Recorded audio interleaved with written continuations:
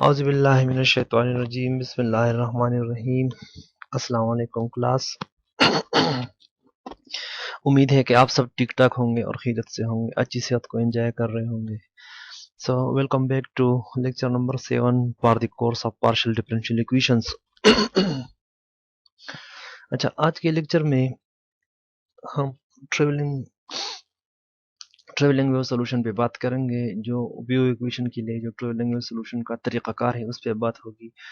और जो infinite strings, यानी अगर फॉर एग्जांपल हमारे साथ कोई स्ट्रिंग है जिसकी लेंथ इनफाइनाइट है, तो क्या जो करंट पार्शियल डिफरेंशियल इक्वेशन हमने डिराइव किया हुआ है, क्या उस इक्वेशन को जो कि फाइनाइट लेंथ फाइनाइट लेंथ के स्ट्रिंग्स के लिए यूज हो रहा है, क्या उसी इक्वेशन को इनफाइनाइट लेंथ के स्ट्रिंग्स के लिए यूज किया जा सकता है या नहीं किया जा सकता।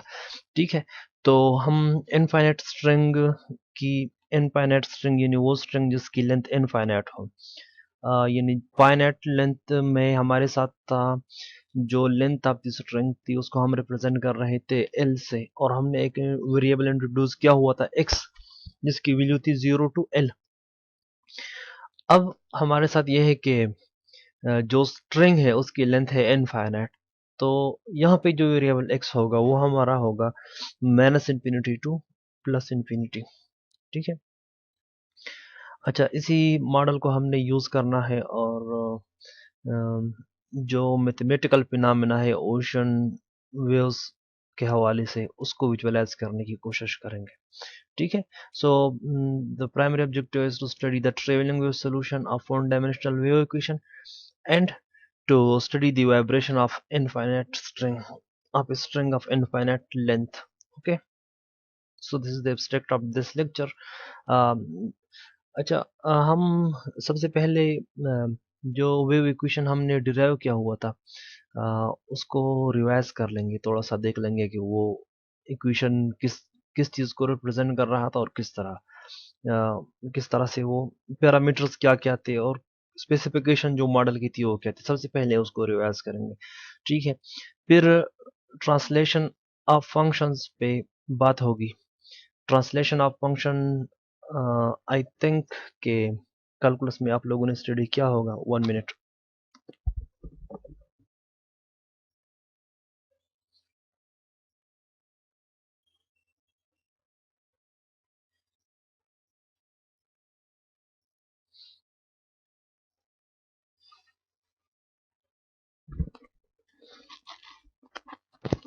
ठीक है, तो ट्रांसलेशन ऑफ फंक्शंस और ट्रांसलेशन ऑफ वेव्स, इसकी जो मैथमेटिकल कॉन्सेप्ट्स है उस पे बात होगी। यूजुअली ये होता है कि फॉर एग्जांपल अगर कोई फंक्शन है हमारे साथ एफ ऑफ एक्स और एक्स में हम सब्स्टिट्यूट कर दे एक्स माइनस वन, तो इसका इफेक्ट फंक्शन की ग्राफ पे क्या होता है, एग्जैक्टली वही graph 1 unit toward the positive direction shift हो जाता है। ठीक है, तो इन डेप्थ स्टडी करेंगे ट्रांसलेशन फंक्शंस के ट्रांसलेशन का, क्योंकि ये जो कॉन्सेप्ट है ये हमारा वेव इक्वेशन के सोल्यूशन के साथ रिलेटेड होगा, तो इस पे डिटेल के साथ डिस्कशन करेंगे। अच्छा, we will make technical changes in the model. जो हमारा प्रीवियस मॉडल था वो फाइनाइट लेंथ के था, उसमें एल एक्स की वैल्यू थी फ्रॉम 0 टू एल। ठीक है, तो अब इनफाइनाइट स्ट्रिंग हमने डील करना है, तो इनफाइनाइट स्ट्रिंग के लिए जो नेसेसरी मैथमेटिकल चेंजेस होगी मॉडल में उसको करेंगे, उस पर बात करेंगे। अच्छा, we will construct the travelling wave solution. Travelling wave solution का जो तरीक़ाकार है वो अप्लाई करेंगे और ट्रेवलिंग वेव सोल्यूशन कंस्ट्रक्ट करेंगे इनफिनिट स्ट्रिंग के वाइब्रेशन के लिए। ठीक है, और we will apply the model to study the motion of ocean type waves, यानी समंदर की जो लहरें हैं इसकी तरह की लहरों को का जो मैथमेटिकल एनालिसिस है या मैथमेटिकल आइडिया है उसको समझने की कोशिश करेंगे। ठीक है, तो ये शॉर्ट ओवरव्यू है इस लेक्चर का। प्रोसीड करते हैं revision of the wave equation से।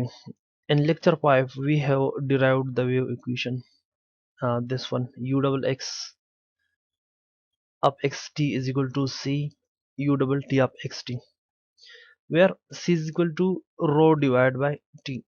Rho is the density of the string and t is the tension in the string. ठीक है, ये टर्म्स आपने याद रखने हैं कि u double x is equal to c multiplied by u double t, where c is equal to rho divided by t.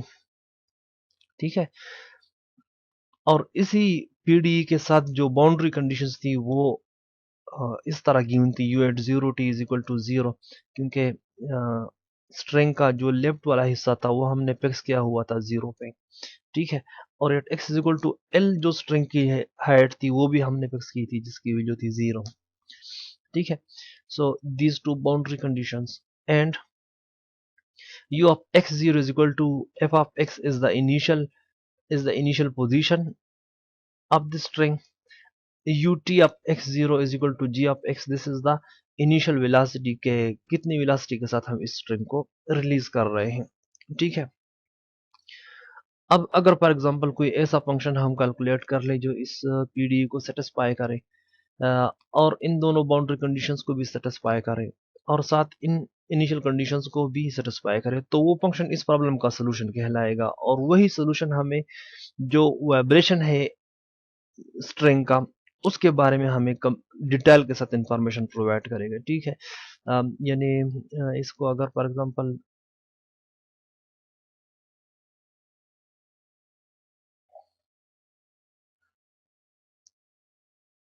Eight time t is equal to 0, यानी इसके सोल्यूशन को मैंने प्लॉट किया हुआ है कुछ टाइम्स की स्पेसिफिक वीडियोस के लिए।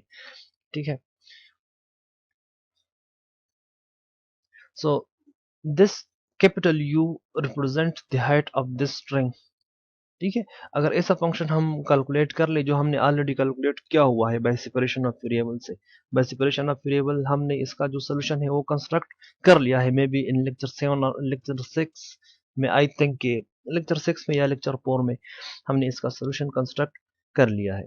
ठीक है, तो कोई ऐसा फंक्शन जो इस पार्शियल डिफरेंशियल इक्वेशन को सेटिस्फाई करे, इन दोनों बाउंड्री कंडीशंस को सेटिस्फाई करे और इन इनिशियल कंडीशंस को भी सेटिस्फाई करे, तो वही फंक्शन हमारा है इस स्ट्रिंग के मोशन को भी डिस्क्राइब करेगा। ठीक है, ये हमारा जो वेव इक्वेशन है उसकी जो बेसिक प्रॉपर्टीज थी वही है। अच्छा, इस सी को हम यानी ये तो हमने एक कांस्टेंट इंट्रोड्यूस किया हुआ है रो ओवर टी के इक्वलेंट। ठीक है, तो फॉर एग्जांपल इस सी को अगर मैं यहाँ पर इस साइड पे लेना चाहूँ c u double x is equal to u double t, तो फिर सी की वैल्यू मेरे साथ होगी टी ओवर रो, क्योंकि ये रो ओवर टी इसी साइड पे आ जाएगा, टी ओवर रो बनेगा। ठीक है, तो कांस्टेंट को हम किसी भी साइड पे आसानी से यानी आसानी के लिए लिख सकते हैं।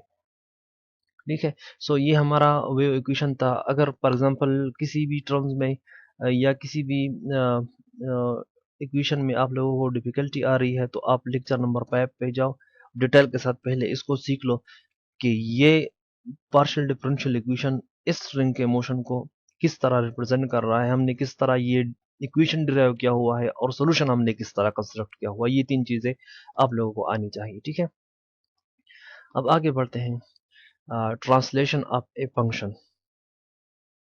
ठीक है, कि एक फंक्शन अगर कोई है फॉर एग्जांपल, तो ट्रांसलेशन का मतलब क्या होता है और ट्रांसलेशन क्यों होती है। अगर एक फंक्शन है मेरे साथ एफ ऑफ एक्स, ठीक है, और एक्स में मैं एफ ऑफ एक्स का कोई ग्राफ भी होगा। ठीक है, अब एक्स की जगह अगर हम सब्स्टिट्यूट कर ले एक्स माइनस 1, तो इस सब्स्टिट्यूशन का जो ग्राफ पे इफेक्ट है वो क्या होगा। ऑफ कोर्स वो graph 1 unit toward the positive direction movement कर जाएगा। ठीक है, अच्छा, तो अगर x माइनस 2 से सब्स्टिट्यूट कर देते हैं तो ग्राफ हमारा 2 यूनिट पॉजिटिव डायरेक्शन में मूवमेंट कर देगा। ठीक है, या अगर हम सब्स्टिट्यूट कर दे x प्लस 1, तो हमारा जो ग्राफ है वो 1 यूनिट निगेटिव डायरेक्शन में मोशन करेगा। ठीक है, तो इन सारी चीजों को समझने के लिए सबसे पहले एक इंपॉर्टेंट फंक्शन जिसे गॉसियन फंक्शन कहते हैं उसके बारे में थोड़ा पढ़ लेते हैं कि गॉसियन फंक्शन है क्या और किस तरह से ये डिफाइंड किस तरह है। अच्छा, गॉसियन फंक्शन का जो मैथमेटिकल एक्सप्रेशन है उसमें तीन पैरामीटर्स हैं। एक पैरामीटर है अल्फा, दूसरा है बीटा, थर्ड वन इज गेमा। and the equation which defines the Gaussian function is f of x is equal to alpha exponential of negative x minus beta whole square divided by 2 gamma whole square. This is the mathematical expression of the gamma function. This function is also called bell shape function. ठीक है. अच्छा, ये जो function है ये इस mathematician के साथ एसोसिएट किया जाता है कार्ल फ्रेडरिक गाज, जिसका दौरानिया 1777 टू 1855 इनका दौर था. तो हो सकता है कि अपने दौर में इन्होंने ये फंक्शन स्टडी किया हो, कैलकुलेट किया हुआ हो या इन्वेंट किया हुआ हो. ठीक है. So the Gaussian function is the mathematical expression of the Gaussian function is alpha multiplied by exponential of negative x minus beta square divided by 2 gamma square. ठीक है. ये Gaussian फंक्शन है. इस इसका ग्राफ देखते हैं कि इसका ग्राफ क्या होता है और ये पैरामीटर्स हमें क्या क्या चीजें रिप्रेजेंट कर क्या क्या यानी इन पैरामीटर्स का रिलेशन क्या है और इसका ग्राफ किस तरह है. ठीक है. तो ग्राफ बना लेते हैं. अल्फा मैंने f of x is equal to alpha into e power x minus beta whole square divide by 2 gamma square. इसमें मैंने एक चीज ये कर लिया कि अल्फा की वैल्यू मैंने फिक्स कर ली है 1. ठीक है. Alpha is equal to 1. तो अगर अल्फा की वैल्यू हम 1 रखते हैं तो ये जो फंक्शन बनेगा इसकी जो पीक की जो हाइट है वो 1 होगी. ठीक है. अगर अल्फा हम 2 रख ले तो ये पीक इस पीक की हाइट होगी 2. ठीक है. अगर 3 रखते हैं तो ऑफकोर्स 3 होगी. अच्छा, ये parameter beta is equal to 0 जो मैंने अभी 0 रखा हुआ है. तो इसका मतलब ये है कि अगर बीटा की वैल्यू 0 है तो ये पीक या ये वेव या ये बेल शेप फंक्शन इसका जो पीक है वो at x is equal to 0 पे होगा. ठीक है. Beta is equal to 0. इसका मतलब यह है कि पीक का जो ऊपर वाला टॉप वाला पोर्शन है उसका centre at x is equal to 0 होगा. ठीक है. अगर बीटा इज इक्वल टू 1 हम सब्स्टिट्यूट करेंगे तो जो फंक्शन बनेगा उसका peak at x is equal to 1 पे होगा. समझ रहे हो स्टूडेंट्स? ठीक है. अच्छा, गेमा क्या रिप्रेजेंट कर रहा है? गेमा रिप्रेजेंट कर रहा है इसी फंक्शन के स्टैंडर्ड डिविएशन को. ठीक है. गेमा की वैल्यू ज्यादा होगी तो इसका स्टैंडर्ड डिविएशन ज्यादा होगा, कम होगी तो स्टैंडर्ड डिविएशन कम होगा. अच्छा, गेमा के इफेक्ट को अभी आप लोग सोच रहे होंगे कि स्टैंडर्ड डिविएशन क्या इसमें, स्टैंडर्ड डिविएशन कहाँ से आ गया इसमें. ठीक है. तो नेक्स्ट जो ग्राफ है उसमें मैं समझा देता हूँ कि गेमा की जो डिफरेंट वैल्यूज है उसका इफेक्ट क्या होगा. पहला ये ब्लू कलर का जो लाइन है इसमें मैंने गेमा की वैल्यू फिक्स की हुई है 1. ठीक है. अब अगर गेमा की वैल्यू हम 1 से इंक्रीज कर ले 1.5 पे तो ये जो ब्लू कलर का ग्राफ है ये हमारा रेड ग्राफ तक पहुंच जाएगा. ठीक है. मींस जो स्प्रेड है डेटा का फंक्शन का जो स्प्रेड है वो इंक्रीज हो जाएगा. ठीक है. जिससे इसका जो स्टैंडर्ड डिविएशन है वो भी इंक्रीज हो जाएगा. ठीक है.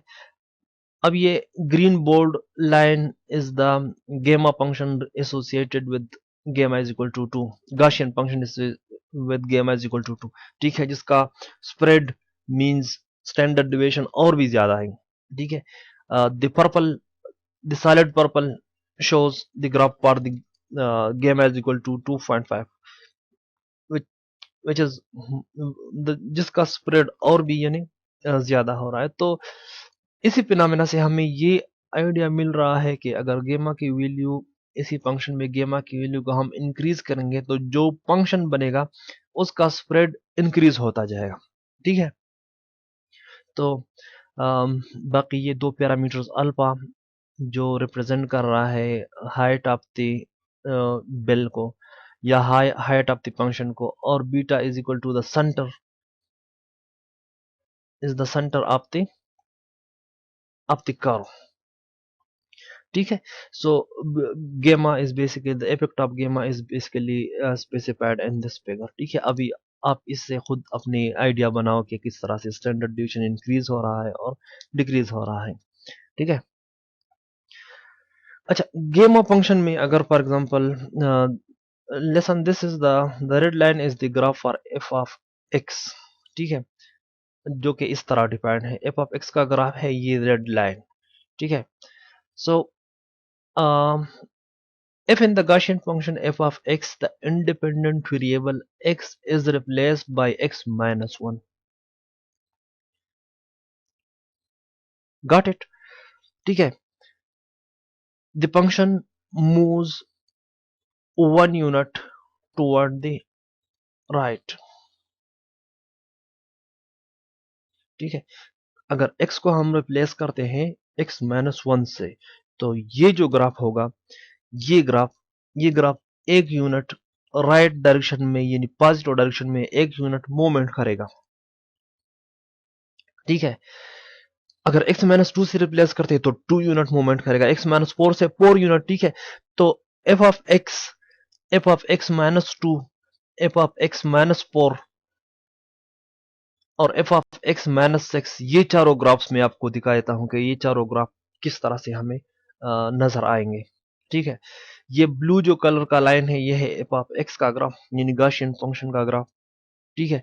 x की जगह मैंने सब्स्टिट्यूट कर लिया x माइनस 2, तो ये जो ब्लू कलर का ग्राफ था ये आ गया रेड कलर के ग्राफ पे। यहाँ पे ये एरो मैंने लगाया हुआ है कि अगर x को x माइनस 2 से रिप्लेस करते हैं तो ये हमारा फंक्शन आ जाता है इस लोकेशन पे, ठीक है।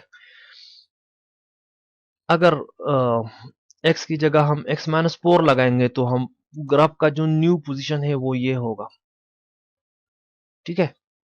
इस तरह x माइनस 6 का जो पोजीशन है ग्राफ का वो ये होगा, ठीक है। अभी इसी ग्राफ से आप लोग ये आइडिया लगा सकते हो कि x माइनस 8 का या x माइनस, अच्छा स्टूडेंट्स यहाँ पे करेक्शन कर ले, दिस इज x माइनस 6, ठीक है। x माइनस 4 के दो ग्राफ तो नहीं है, बल्कि एक ग्राफ x माइनस 4 का है, दूसरा x माइनस 6 का है, रोजा है तो बस, ठीक है। तो अभी इस फिगर से हम ये आइडिया लगा सकते हैं कि x प्लस 2 का ग्राफ किस तरह होगा, x प्लस 4 का ग्राफ किस तरह होगा। तो एग्जैक्टली स्टूडेंट यहाँ पर थोड़ा सा फोकस लगा है इस पॉइंट पे। अगर x माइनस 2 का ग्राफ 2 यूनिट इस डायरेक्शन में आ रहा है तो x प्लस 2 का ग्राफ 2 यूनिट इस डायरेक्शन में आएगा, ठीक है। So this is basically the translation of the Gaussian function. अब स्टूडेंट्स एक कॉन्सेप्ट को थोड़ा सा मजीद स्ट्रांग बना लेते हैं। सपोज करें कि हम गॉसियन जो फंक्शन है हमारा उसमें हमने एफ ऑफ एक्स की जगह हमने सब्स्टिट्यूट कर लिया एक्स की जगह हमने सब्स्टिट्यूट कर लिया एक्स माइनस टी, ठीक है। एक्स की जगह हमने सब्स्टिट्यूट कर लिया एक्स माइनस टी। तो हम क्या एक्सपेक्ट कर रहे हैं फंक्शन एफ ऑफ एक्स से? देखो, अगर अब जो फंक्शन की पोजीशन होगी वो डिपेंडेंट होगी टी पे, ठीक है, कि t इज इक्वल टू 1 है या 2 है 3 है क्या है। At time t is equal to 0 f of x minus t f of x दोनों सेम रहेंगे at time t is equal to 0, ठीक है। अगर t की वैल्यू होगी 1 तो इसका मतलब ये होगा कि हम x माइनस 1 सब्स्टिट्यूट कर रहे हैं, मींस वही graph 1 unit toward the right direction positive direction movement कर जाएगा, ठीक है। At time t is equal to 2 Gaussian function 2 unit positive direction में मूवमेंट करेगा। तो इसका मतलब ये हुआ कि अगर x में हम x माइनस टी सब्स्टिट्यूट कर देते हैं तो एक स्टैटिक ऑब्जेक्ट से हम एक यानी डायनेमिक ऑब्जेक्ट बना लेते हैं, ठीक है, जो मूवमेंट कर रहा है पॉजिटिव डायरेक्शन में, ठीक है। तो चलो इस फिनोमेना को एक विजुअलाइजेशन मैंने बनाई हुई है मैटलैब से, तो वो दिखा देता हूं कि x को अगर हम x माइनस टी से रिप्लेस करेंगे तो स्टैटिक ऑब्जेक्ट यानी एक रुका हुआ ऑब्जेक्ट किस तरह से एक मोशन करते हुए ऑब्जेक्ट में चेंज हो जाता है, ठीक है। ये है जी गॉसियन फंक्शन का ग्राफ है पर x is equal to at time t is equal to 0, ठीक है। x की जगह मैंने x माइनस टी सब्स्टिट्यूट किया हुआ है और t is equal to 0 second पे ग्राफ की जो पोजीशन है ये है, ठीक है। जब मैं ये प्ले का बटन दबाऊंगा तो टाइम यूजुअली जिस तरह से क्लॉक का टाइम है 0 से स्टार्ट होगा 5 सेकंड तक टाइम चलता रहेगा, ठीक है। तो हमें नजर आएगा कि 5 सेकंड तक इस ग्राफ की जो अब डायनेमिक्स है वो किस तरह होगी। The graph is moving toward the positive direction and at time t is equal to 5 seconds, the final position is at x is equal to 5, ठीक है। एग्जैक्टली 5 यूनिट ये ग्राफ 5 सेकंड में toward the right direction movement कर रहा है। ठीक है, 5 second में इस ग्राफ ने कितना डिस्टेंस कंप्लीट कर लिया, 5 यूनिट। ठीक है, 1 यूनिट पर सेकंड इसकी स्पीड हो गई। ठीक है, f of x minus T एक मूविंग ऑब्जेक्ट है, वही मूविंग ऑब्जेक्ट है गॉसियन फंक्शन का। ठीक है, 1 मीटर पर सेकंड मूवमेंट कर रहा है toward the positive x direction. ठीक है स्टूडेंट, एक बार फिर दोबारा देख लें, टाइम को भी देख ले और एक्स एक्सिस को भी देख ले। ठीक है, 1 यूनिट पर सेकंड, अगर फॉर एग्जांपल हम मीटर में मेजरमेंट कर रहे हैं तो 1 मीटर पर सेकंड इसकी स्पीड है। ठीक है, अच्छा, अगर फॉर एग्जांपल एक्स को हम एक्स माइनस टी के बजाय एक्स माइनस सी टी, दो पैरामीटर्स हो गए, एक पैरामीटर हो गया सी, दूसरा पैरामीटर हो गया टी। अगर हम सब्स्टिट्यूट कर ले एक्स माइनस सी टी से, ठीक है, तो अब ये किस चीज को रिप्रेजेंट कर रहा है? सपोज कि सी की वैल्यू है मेरे साथ 2। ठीक है, सपोज ये सी की डिफरेंट वैल्यूज के लिए देखेंगे। सपोज अगर सी इज इक्वल टू 1 है तो x minus c t is basically x minus t. ठीक है, अगर सी की वैल्यू 2 है तो हमारे साथ जो सब्स्टिट्यूशन है वो एक्स माइनस टू टी है। ठीक है, तो देखेंगे कि एक्स माइनस टू टी अगर सब्स्टिट्यूट होता है तो फिर किस तरह का बिहेवियर होता है। ठीक है, तो यहाँ पे मैंने basically x minus two T substitute किया हुआ है। So what happen will when we substitute x by x minus 2t? अच्छा, हमें एक मूविंग ऑब्जेक्ट मिल रहा है, लेकिन इस बार इस मूविंग ऑब्जेक्ट की अम, जो स्पीड है वो ज्यादा है। ठीक है, अब एक सेकंड में ये 2 मीटर का फासला तय कर रहा है। ठीक है, यानी 5 सेकंड में टोटल जो फासला इसने कवर कर लिया इसी पोजीशन से स्टार्ट हो गया है और 10 तक आ गया है, तो 5 सेकंड में 10 मीटर का फासला तय हो गया है। तो इसका मतलब है कि एक मिनट दोबारा रन कर लेते हैं। ठीक है, 5 सेकंड में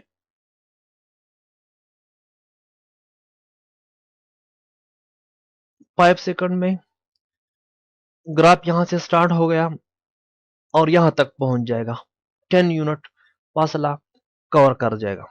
ठीक है, so we say that if we replace x by x minus 2t, what getting we are getting a moving object which moves at a speed of 2 meter per second. Note, यहाँ पे c की value 2 है तो object जो हमारा है वो 2 metre per second की रफ्तार से पॉजिटिव डायरेक्शन में मूवमेंट कर रहा है। ठीक है, चलिए जी c इज इक्वल टू 3 रख देते हैं। तो एक्सपेक्ट हम क्या कर रहे हैं, ये ऑब्जेक्ट अगर 5 सेकंड के लिए हम इसको सिमुलेट कर रहे हैं तो एक्सपेक्ट हम ये कर रहे हैं कि हमारा ये जो ऑब्जेक्ट है, सॉरी 1 मिनट, हम ये कर रहे हैं कि ये जो हमारा ऑब्जेक्ट है ये ऑब्जेक्ट 5 सेकंड में 15, यानी यहां तक एक्सपेक्ट कर रहे हैं कि यहां तक पहुंच जाएगा। ठीक है, तो इसकी सिमुलेशन स्टार्ट कर लेते हैं। Time t is equal to 0 पे ये पोजीशन है, सी हमने 3 रखा हुआ है। So at this time the velocity of the object is little bit high. ठीक है, the object moves at 3 metre per second. So if c is equal to 3, we have f of x minus 3t and we have a moving object, the velocity of which is 3 meter per second and which is in the positive direction. ठीक है,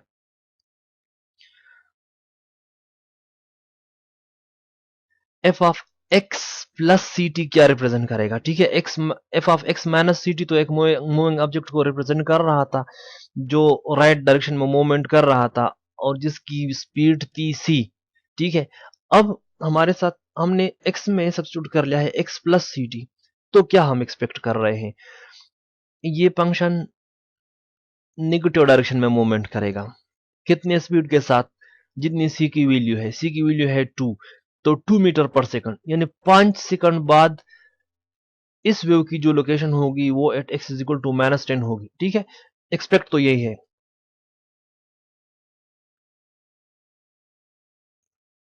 exactly the same thing. Clear हो गया?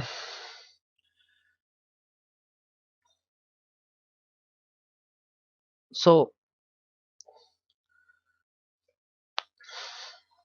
थोड़ा सा concept को मजीद strong बना लेते हैं। सपोज हमारे साथ एक गाशियन फंक्शन है एफ ऑफ एक्स। ठीक है, गाशियन फंक्शन है या कोई भी और फंक्शन है, हम गाशियन फंक्शन की एग्जांपल लेंगे। सब हमारे साथ सपोज एक गाशियन फंक्शन है।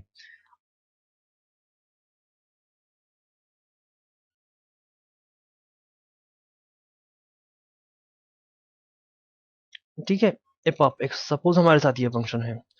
तो एक मिनट में ये कलरिंग वगैरह सेट कर लो जरा।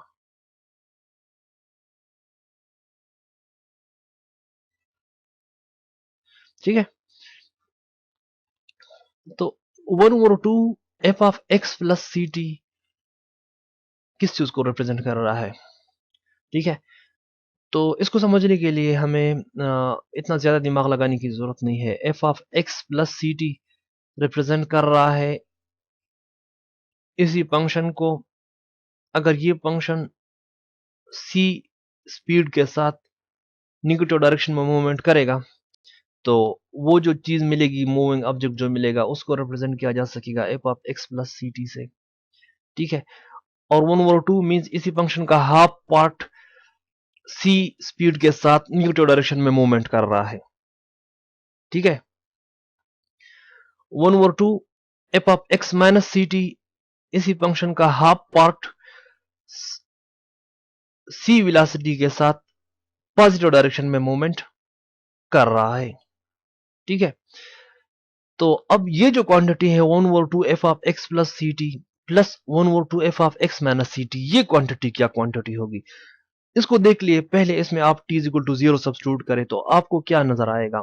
1/2 f of x plus 1/2 f of x is equal to f of x at time t is equal to 0।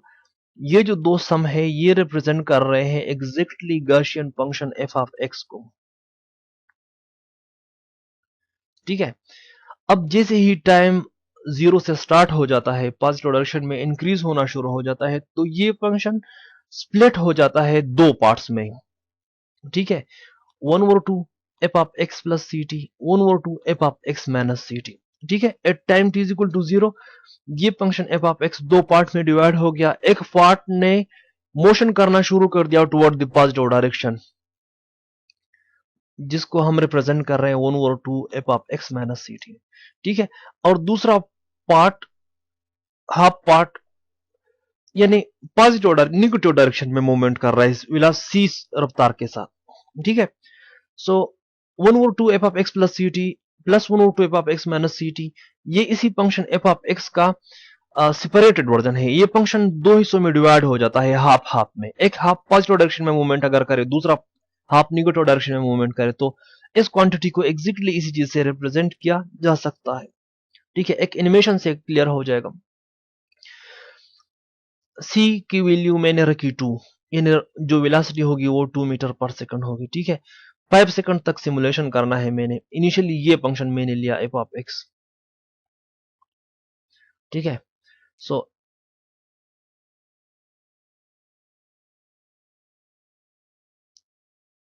Eight time t is equal to 0 graph अपनी position पे था। जैसे ही टाइम इंक्रीज होना शुरू हो गया, ग्राफ आहिस्ता आहिस्ता दो हिस्सों में डिवाइड होना शुरू हो गया। ठीक है, एक हिस्सा पॉजिटिव डायरेक्शन में मूवमेंट करने लगा, दूसरा हिस्सा निगेटिव डायरेक्शन में मूवमेंट शुरू कर दिया। ठीक है, so 1/2 f of x plus c t plus f of x minus c t, ये फंक्शन एफ ऑफ एक्स के दो वर्जन को रिप्रेजेंट कर रहा है। एक वर्जन फंक्शन का हाफ के इक्विवेलेंट है और मूवमेंट कर रहा है toward the right, and the other one is also equivalent to the half and moving with the speed of c toward the left। थोड़ा सा स्पीड बढ़ा लेते हैं कि क्या इफेक्ट बनता है। c की वैल्यू मैंने रख ली 4। ठीक है, तो अगर सी की वैल्यू 4 होगी तो प्ले करेंगे तो हमें दो स्मॉल वेव्स जो 4 मीटर पर सेकंड की रफ्तार से एक राइट डायरेक्शन में मूवमेंट कर रहा है, दूसरा लेफ्ट डायरेक्शन में मूवमेंट कर रहा है। ठीक है स्टूडेंट्स, तो यहाँ तक हमारा जो कॉन्सेप्ट है ट्रेवलिंग वेव्स का वो आई थिंक के अभी जितना भी रिक्वायर्ड था उतना सबको समझ आ गया होगा। ठीक है, इससे ज्यादा समझने की जरूरत नहीं है। अब सीधा जाते हैं अपने जो सोल्यूशन है, जो प्रॉब्लम है उस प्रॉब्लम पे। अज्यूम कर ले कि हमारे साथ एक स्ट्रिंग है जिसकी लेंथ है इनफाइनाइट। ठीक है, सो अगर इनफाइनाइट है और उसमें वेव बन रही है तो इनफाइनाइट स्ट्रिंग फाइनाइट हो या इनफाइनाइट हो, पार्शियल डिफरेंशियल इक्वेशन तो एक ही सेटिस्फाई होगा, क्योंकि पार्शियल डिफरेंशियल इक्वेशन हमने जो कंस्ट्रक्ट किया हुआ है वो हमने कंस्ट्रक्ट किया हुआ है law of conservation of energy से। ठीक है, हमने law of conservation of energy से ये पीडीई बनाया हुआ है। सो अगर लेंथ फाइनाइट है या लेंथ इनफाइनाइट है तो उसका असर इस पार्शियल डिफरेंशियल इक्वेशन पे कोई नहीं आएगा। ठीक है, उसका असर आएगा इस वेरिएबल पे।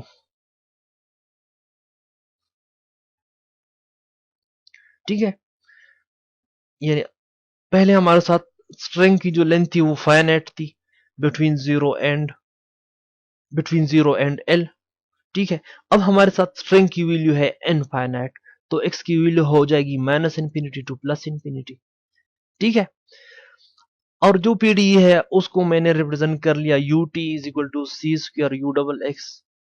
ठीक है, अच्छा, जो हमने फाइनाइट के लिए डिराइवेशन की थी उसमें ये जो कांस्टेंट है ये सी स्क्र नहीं था बल्कि सी था। ठीक है, और ये इसी साइड पे था, यूटी के साथ था। ठीक है, उसको हमने, और डिपेंड किस तरह था, रो ओवर टी से। मैंने स्टार्ट में कहा था कि अगर इस सी को मैं यहां पर डिपेंड करना चाहूं तो ये सी इक्वलेंट होगा टी ओवर रो के इक्वलेंट। अगर सी स्क्वायर में लिखूं तो सी स्क्वायर टी ओवर रो के इक्वलेंट होगा। अगर सी क्यूब लिखूंगा तो सी क्यूब टी ओवर रो के इक्वलेंट होगा। ठीक है, तो टी ओवर रो की जो वैल्यू है उसको मैंने रिप्रेजेंट कर लिया सी स्क्वायर से। ठीक है, तो ऑफ कोर्स यहां पे जो पैरामीटर बनेगा वो सी स्क्वायर ही बनेगा।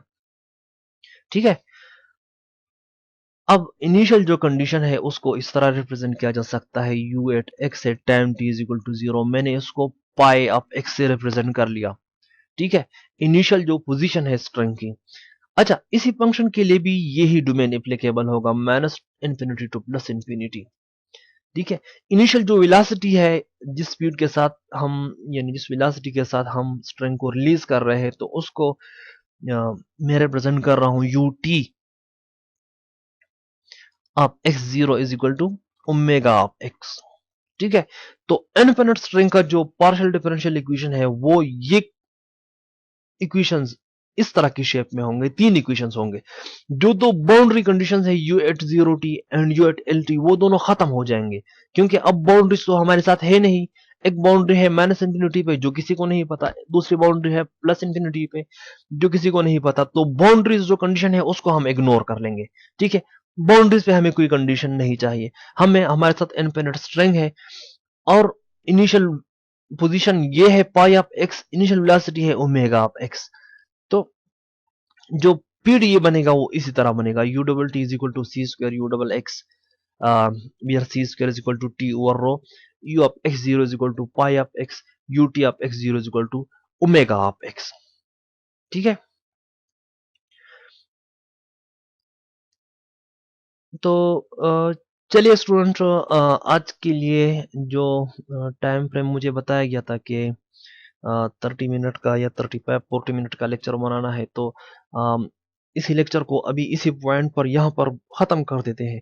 तो लेक्चर नंबर 8 में इसका जो बाकी का हिस्सा है वो कंटिन्यू रखेंगे। ठीक है, तो टॉपिक को भूलना नहीं है, यहाँ से ही स्टार्ट करेंगे। तब तक के लिए अल्लाह हाफ़िज़।